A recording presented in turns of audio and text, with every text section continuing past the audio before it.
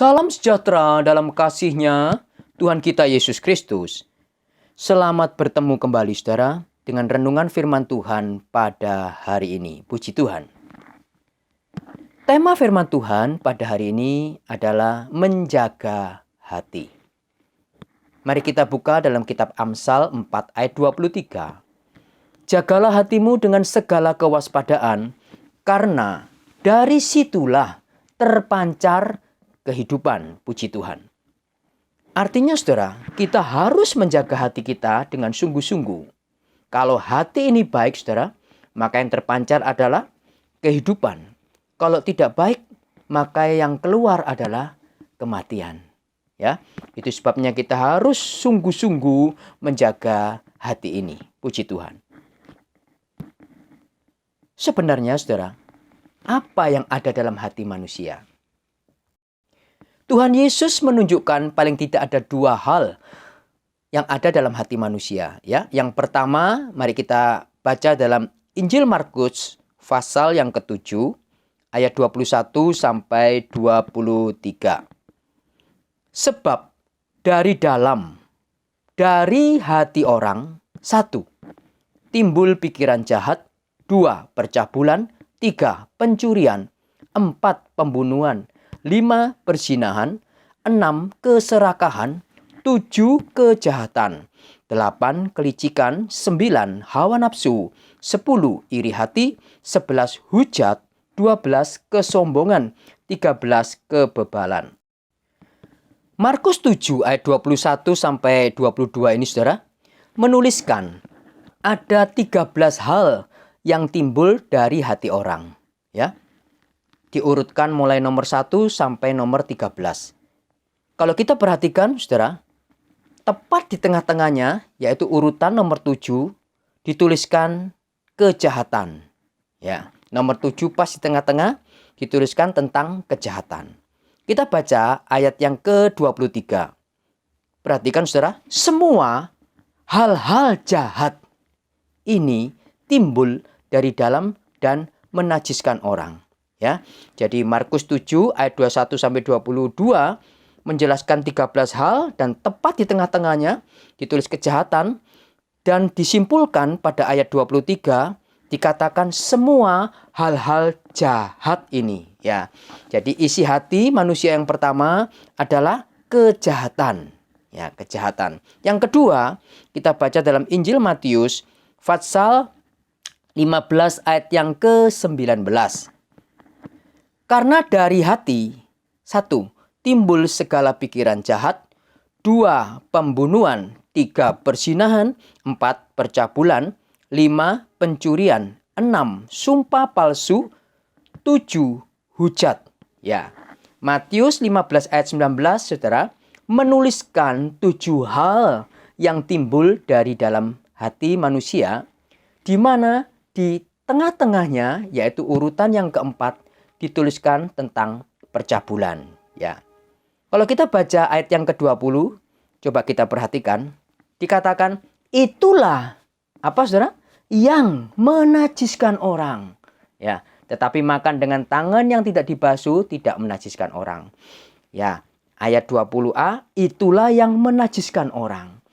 Jadi selain dalam hati manusia itu ada kejahatan, yang menurut Matius 15 ayat 19 ini juga berisi tentang kenajisan, ya, diurutkan 1 sampai 7 pas di tengah-tengah tentang percabulan dan dijelaskan di ayat 20 itulah yang menajiskan orang. Ya.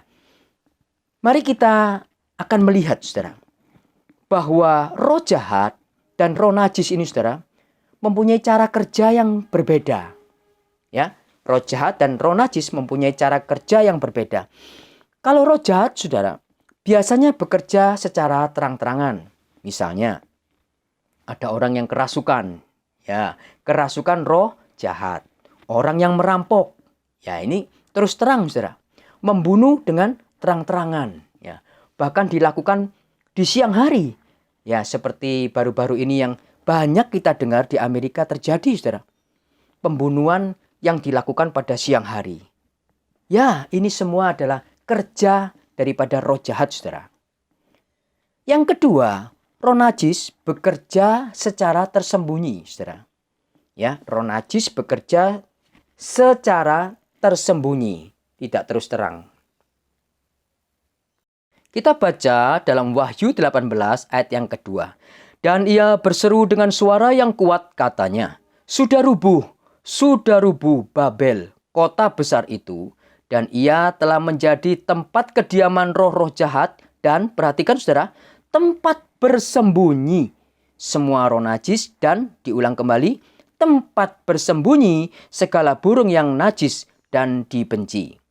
Jadi roh najis ini saudara bekerja di tempat-tempat tersembunyi. Ya, jadi segala sesuatu yang tersembunyi saudara biasanya dekat dengan roh najis.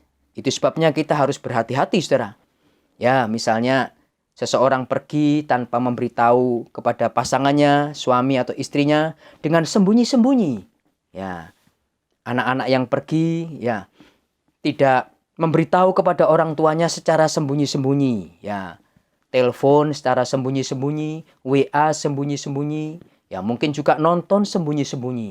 Ya, kita harus waspada saudara, karena cara kerja roh najis adalah sembunyi-sembunyi. Ya. Untuk menjaga saudara, supaya hati kita tidak diisi dengan kejahatan dan kenajisan, paling tidak ada dua hal yang dapat kita lakukan. Ibrani 9 ayat 14.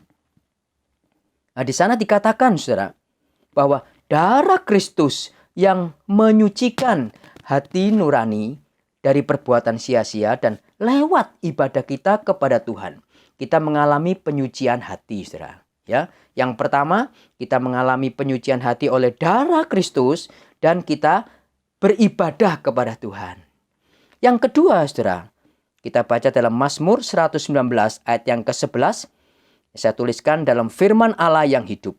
Aku telah banyak merenungkan firman-Mu dan menyimpannya di dalam hatiku, sehingga aku terhindar dari berbuat dosa. Puji Tuhan, aku telah banyak merenungkan firman-Mu dan menyimpannya di dalam hatiku, sehingga aku terhindar dari berbuat dosa. Ya, untuk menjaga supaya hati ini, saudara, tetap terpancar kehidupan. Ya, kita jaga lewat darah Kristus yang membasuh hati kita. Lewat kita beribadah kepada Tuhan, kita mengalami penyucian hati nurani. Yang kedua adalah lewat merenungkan, menyimpan firman Tuhan dalam hati kita. Puji Tuhan. Semoga Tuhan menolong kita semuanya dan Tuhan Yesus memberkati. Amin.